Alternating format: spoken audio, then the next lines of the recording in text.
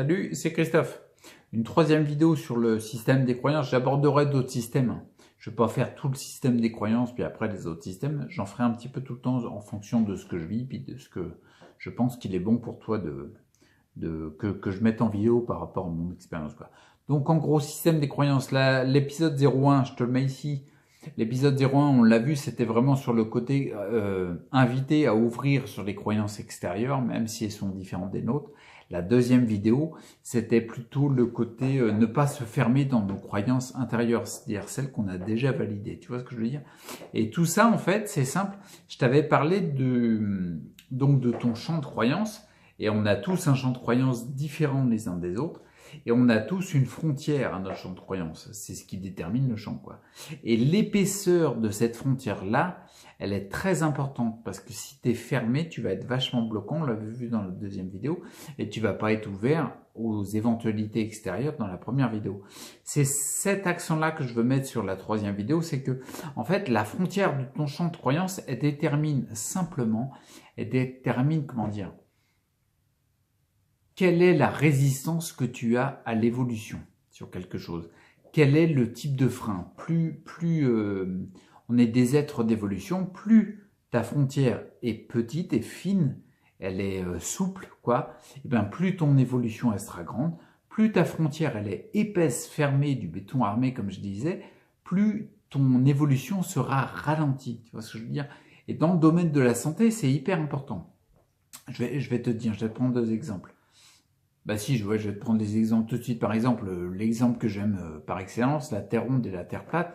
T'imagines bien que celui qui a en champ de croyance la Terre plate, la Terre ronde, c'est en dehors de son champ de croyance. S'il a une frontière très épaisse, ça sera forcément un frein à l'évolution parce que cette croyance extérieure, jamais il ne pourra la prendre en compte parce que sa frontière est épaisse. D'accord ? Par exemple, tu vas le voir aussi, t'imagines, tiens, à l'époque des Gaulois, le ciel qui tombe sur la tête, la croyance que le ciel va tomber sur la tête. Forcément, si ta frontière est énorme et que tu restes pas ouvert à l'extérieur, à ce qui est en dehors de ton champ de croyance, donc l'importance de l'épaisseur de la frontière, elle est très importante, ça va être un frein, quoi. Tu sais, t'as la femme qui veut dire, tiens, les gosses, vous pouvez aller jouer dehors. Puis le mari regarde, il dit, je sais pas, je suis pas trop sûr. Là, j'entends, il fait gris, la pluie un peu tout à l'heure, ça gronde au loin.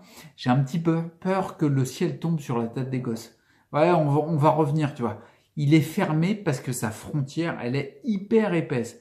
Et ça détermine forcément son évolution. Il va peut-être passer toute sa vie à avoir peur que le ciel tombe sur la tête.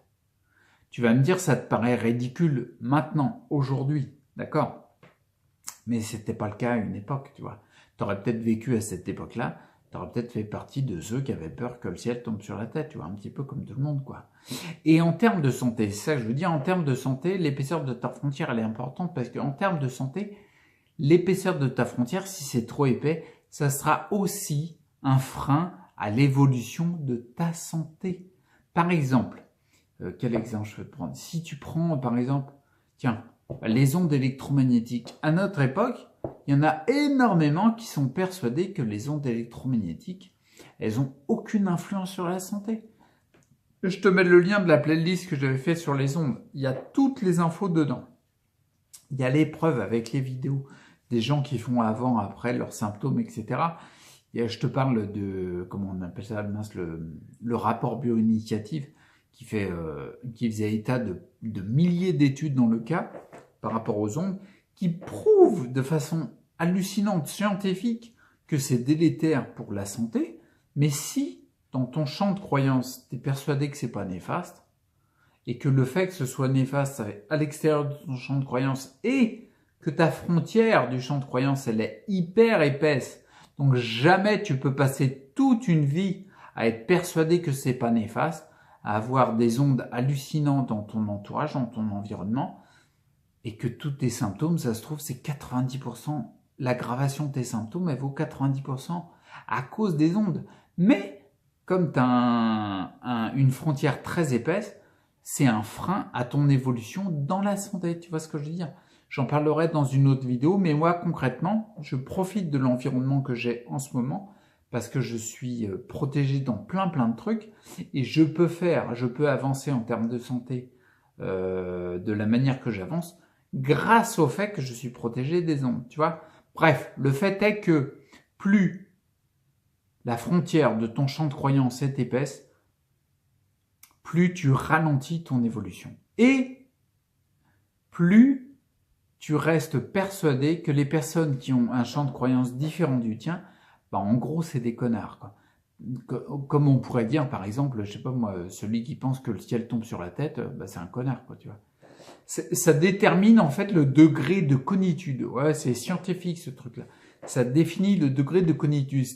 Mais le truc qui est cool, c'est que, en fait, on est con, on considère l'autre comme con si on a un mur épais, parce qu'il a un champ de croyance différent du nôtre. Mais nous, comme on est différent du sien aussi, s'il a un mur épais aussi, il nous considère comme con. Quelque part au fond, en ayant des frontières en béton armé dans nos champs de croyance,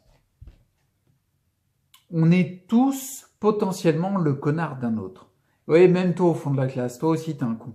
2 fois plus même peut-être. Non mais autant que moi, tu vois ce que je veux dire. On est tous, donc on est tous cons, donc c'est plutôt cool. Tu vas voir où je vais en venir sur la fin de la vidéo. On est tous cons parce qu'on a des champs de croyances différents, ça c'est un fait, et on est tous cons surtout parce qu'on a des murs épais et qu'on considère l'autre champ de croyance comme un champ de croyance d'un connard, quoi, si tu veux. Et on va aboutir sur un outil santé à la fin de la vidéo, tu vois. Le truc qui est cool, c'est que quand on capte déjà la prise de conscience que quand tout le monde est con, bah plus personne ne l'est. Si tout le monde est un connard, bah plus personne ne l'est. Et là, je vais te citer une grande citation. J'ai une petite tendance à citer, je peux te citer Confucius, Einstein ou Capitaine Flamme dans la même vidéo, parce que j'ai compris depuis longtemps que la citation est nettement plus importante que l'auteur de la citation, d'accord? Donc là, je vais te citer Syndrome. Ouais, Syndrome, c'est celui qui a le rôle du méchant dans Les Indestructibles. C'est un film d'animation, un dessin animé, quoi. Et Syndrome, il a en fait un gros complexe d'infériorité parce il fait partie de la masse, quoi. Il est, on va dire, normal, hein, je mets des guillemets. Et puis, il commence à y avoir de plus en plus de super-héros. Tu vas voir où je veux en venir. Et il a un complexe d'infériorité par rapport aux super-héros. Du coup, il se met à fabriquer des trucs technologiques, quoi, des outils qui permettent de voler, qui permettent d'avoir des super-pouvoirs pour ceux qui n'en ont pas. D'accord ? Et il y a cette phrase magnifique, donc la citation dont je te parlais, qui dit, à un moment, il dit je vendrai tous mes outils, tous mes produits high-tech, et du coup tout le monde pourra être super. Et il dit, quand tout le monde sera super, et là il a un rire machiavélique que je te referai pas parce que je ne sais pas le faire, quand tout le monde sera super, et bien plus personne ne le sera. Et bien là c'est pareil. Oui, parce que si tout le monde c'est super, il n'y a plus de différence, donc plus personne ne l'est. Là, c'est pareil pour les connards. Je suis autant con que toi, si tu veux. Et ben, quand on se rend compte, quand on prend conscience que tout le monde est potentiellement le connard d'un autre, qu'on est tous potentiellement cons, et ben, plus personne ne l'est. Tu vois ce que je veux dire? Et quand on se rend compte que plus personne ne l'est, ça veut dire que ça, on arrête les guerres de cons à essayer d'avoir raison dans tous les sens parce que c'est débile. On apaise le truc et on se rend compte que on peut apprendre de n'importe quel connard. Tu peux apprendre de moi, le connard number one, tu vois. Et je peux apprendre de quelqu'un d'autre que je considère comme un connard. C'est pas forcément facile. J'ai pas dit que ce serait facile. C'est simple, mais c'est pas forcément facile. Je te le montrerai dans une autre vidéo qui va aborder l'outil santé qui est en lien par rapport à cette vidéo-là sur comment dire, à mon échelle, hein, la prise de conscience qui pour moi a été importante. C'est pour ça que je te la partage sur le fait que tout le monde est connard, hein, tout le monde est un con en fait, tout le monde. Et en fait, dans l'idée, le côté c'est juste, ouais, je vais finir par ça. Je vais finir sur le côté de la conclusion, sur le fait pour enchaîner vers l'outil santé. Tu vois, on est dans les 10 minutes à peu près. Je vais arrêter ici. Donc du coup, en résumé, l'épaisseur de la frontière de ton champ de croyance détermine le frein que tu mets à ton évolution, et notamment dans la santé. Donc c'est une très bonne chose de le réduire au maximum pour qu'il y ait une évolution plus grande. Et ça détermine la vision que tu as des autres champs de croyance, des personnes qui ont des champs de croyance différents de toi. Ça détermine si tu les prends pour des cons ou pas. Et ça détermine eux aussi si ils te prennent pour un con ou pas. Et si on diminue l'épaisseur de nos frontières, on va commencer à diminuer les guerres de cons. Parce que ça sert à rien, ça n'a aucun intérêt. Et quand on se rendra compte, comme je le disais, que si tout le monde est con, plus personne ne l'est, eh ben, on va se rendre compte que même si on considère l'autre comme un connard, on peut apprendre de lui. C'est pas forcément facile, je te l'expliquerai dans l'outil santé, mais on peut apprendre de lui. Le truc, c'est surtout pour assouplir, déverrouiller un peu, réduire les frontières, c'est ce que je t'invite, réduire les frontières des champs de croyances, pour commencer à se rendre compte qu'on peut apprendre de n'importe quel con. Autant moi que toi, que nous, que l'autre, que le voisin, que tout ce que tu veux. D'accord? On peut apprendre. Donc je t'invite à réduire la frontière de ton champ de croyance. C'est hyper important et peut-être plus que ce que tu penses. D'ici là, je te mettrai le lien de la vidéo ici, si j'y pense quand la vidéo outil santé sera sortie. Je la ferai sûrement dans la foulée. Et puis je te souhaite, je pose ma main. Il y a beaucoup de tremblements, il y a eu des ondes dernièrement. Je te l'expliquerai dans une autre vidéo. Tiens, j'ai du mal à articuler. Et puis, prends soin de toi, reste acteur pour ta santé. Et puis, arrête les guerres de cons, ça sert à rien. T'es con et je suis con et on est autant l'un l'autre. Allez, à plus. Ciao.